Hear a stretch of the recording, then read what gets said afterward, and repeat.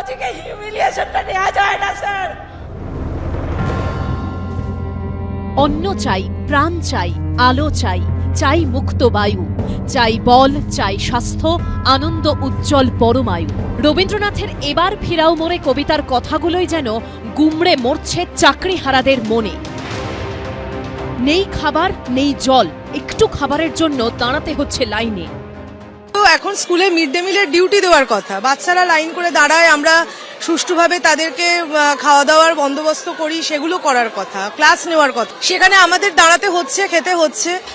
ক্লাসরুমে যাদের শিক্ষা দেওয়ার কথা, স্কুল থেকে ফিরে বাড়িতে যাদের নিশ্চিন্তে ঘুমানোর কথা, তারা সোমবার রাতে ঘুমিয়েছেন এসএসসি ভবনের সামনে কাগজ বা পলিথিন পেতে। আর সকাল হতেই হাতে বাটি নিয়ে দাঁড়িয়েছেন জুনিয়র ডক্টরস ফ্রন্টের দেওয়া খিচুড়ির লাইনে। প্রাতিষ্ঠানিক দুর্নীতির শিকার হয়ে চাকরি হারিয়ে আজ খিচুড়ির লাইনে দাঁড়িয়েছেন শিক্ষকরা।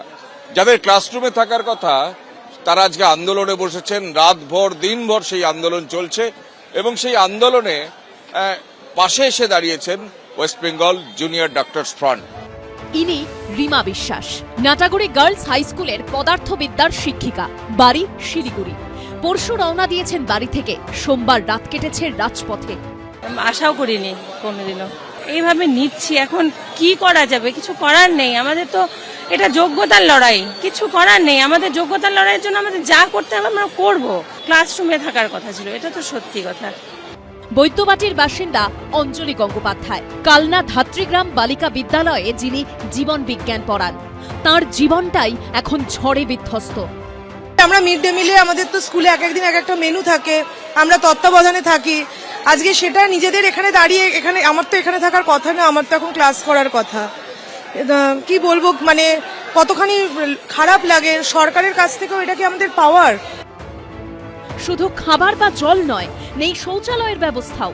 করুণাময়ীতে অবস্থানরত চাকরিহারা শিক্ষাকর্মীদের দাবি, বায়ো টয়লেট চাওয়া হলেও তা দেয়নি পুলিশ, উল্টে চাবি লাগিয়ে দেওয়া হয়েছে সুলভ শৌচালয়ে।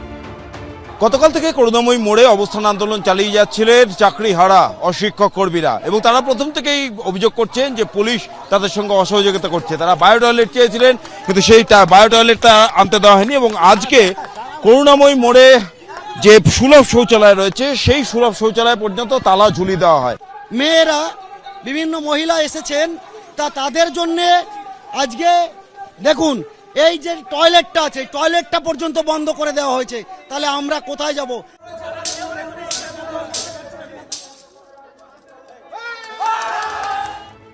সল্টলেকের করুণাময়ীতে মধ্যশিক্ষা পর্ষদের অফিসের সামনে চলছে চাকরিহারা শিক্ষাকর্মীদের অবস্থান বিক্ষোভ। চাকরি ফেরতের দাবিতে সোমবার সন্ধে 7টা থেকে অনশন চালিয়ে যাচ্ছেন 8 জন অশিক্ষক কর্মী। বাইরে অবস্থান করছেন চাকরিহারা গ্রুপ সি, গ্রুপ ডি কর্মীরা। আমি জানি না স্যার, কি আবেদন জানাতে হবে আমি জানি না, আমার জানা নেই, আমি কি বলতে পারি আমি জানি না। আমি জীবনে কোনোদিন কোনো দুর্নীতি করিনি। আমি গ্রুপ ডি স্টাফ হতে পারি, আমি গ্রুপ ডি স্টাফ, আমি কোনো দুর্নীতি কোনোদিন করিনি, কোনো কাউকে ঘুষও দিইনি, কিচ্ছু না। সবসময় আমার সিদ্ধান্ত সোজা ছিল, মাথাটা উঁচু ছিল। কালকে যখন অটোয় করে আসছি, আমি বলছি কোথায় যাবেন দিদি? আমি বলছি আমি তো এতে যাব, করুণাময়ী যাব। কেন যাবেন দিদি?